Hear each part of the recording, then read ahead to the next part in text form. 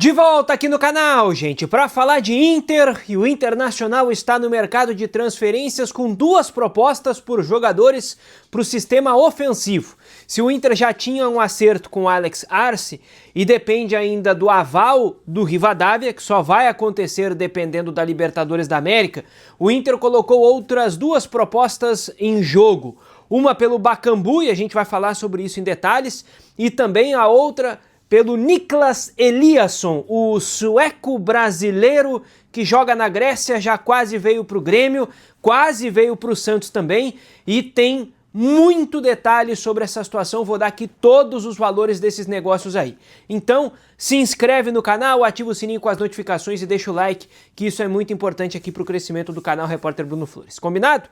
Vamos lá então, sem mais delongas. Bakambu é o centroavante que o Inter está tentando em paralelo com o Alex Arce, tá? Eu não tenho ainda uma informação de que o Inter tenha desistido do Arce.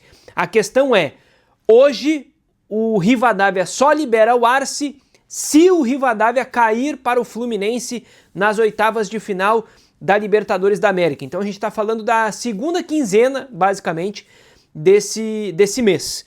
Mas a gente tinha uma informação até semana passada que, semana passada, o Fabinho gostaria de ter encerrado as negociações já, ter fechado tudo bem amarradinho com o Rivadavia. E isso não aconteceu. E curiosamente, depois que isso não acontece, o nome do Bakambu anda, porque o Bakambu foi oferecido há algum tempo já para o Internacional, não é dos últimos dias aí que o negócio surgiu, tem semanas pelo menos que o nome foi oferecido ao Colorado. A questão é que o Inter tinha o Arce sempre como prioridade. A partir do momento em que o Rivadavia não facilita a liberação desse jogador, o Inter parte para um outro nome.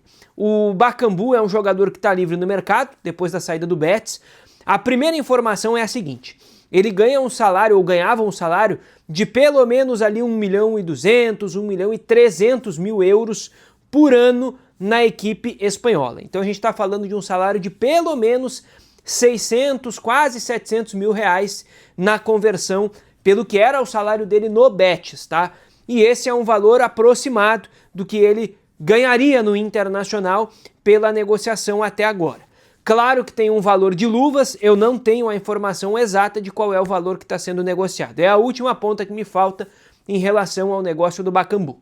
Sim, existe uma conversa. O Lucas Arruda, meu parceiro lá da Gaúcha, tem a informação de que já há uma fase de troca de documentos entre essas equipes, que pode, entre as equipes não, né? Entre as partes, entre o Inter e o jogador. Eu não tenho a informação de que está tão próximo assim.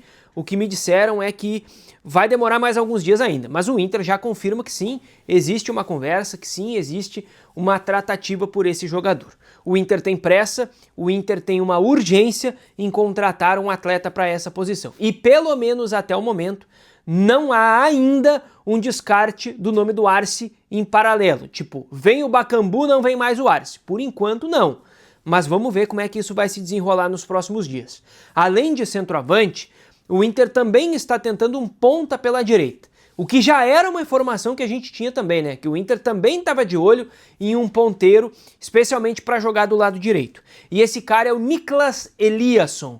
Eu não falei a idade do Bakambu, né? Ele tem 35 anos, é centroavante de área mesmo. O Eliasson, para voltar à pauta e já encaminhar o vídeo aqui com as informações, o Eliasson é um jogador que o Grêmio já tentou.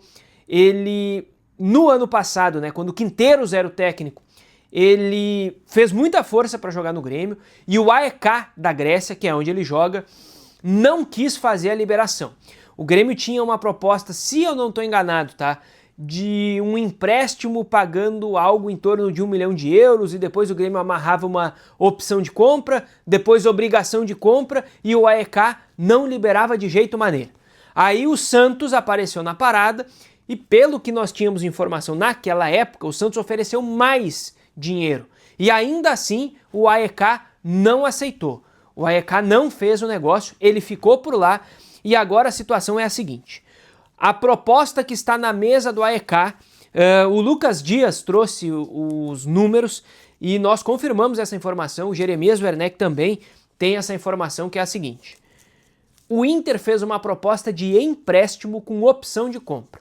com o Inter pagando 300 mil dólares pelo empréstimo, a gente está falando aí de 1 milhão e 700 mil reais, pagando isso em 3 parcelas, tá? Eu tô olhando para baixo porque eu anotei assim, igual o Faustão, tá? Anotei aqui. 100 mil euros em setembro desse ano, 50 mil euros em novembro, então a primeira metade aí, e na metade do ano que vem, em junho, 150 mil euros, tá? Esse é o valor da proposta de empréstimo. Empréstimo de 1 ano, então no final do ano que vem, na metade do ano que vem, no final do empréstimo, o Inter teria a opção de comprar esse jogador. E aí a compra seria por 2 milhões e 800 mil euros, é a proposta do Inter. Estamos falando aqui de 16 milhões e 400 mil reais, com as parcelas sendo diluídas da seguinte forma, caso o Inter compre o jogador, né? 500 mil euros em setembro de 27, 1 milhão de euros em abril de 28, 500 mil euros em setembro de 28 e 500 mil euros finais em abril de 29. São os detalhes da proposta feita pelo Inter. Resta que o AEK da Grécia libere o jogador. O Eliasson está fazendo muita força, está tentando muito essa liberação lá no AEK. Ele é sueco-brasileiro, né? A mãe é baiana, então ele tem uma ligação com o Brasil. Ele fala português, me lembro de falar com dirigentes do Grêmio na época, que conversaram com o Eliasson e eles falaram que ele fala português perfeitamente, então não teria nenhum problema de adaptação em relação a isso.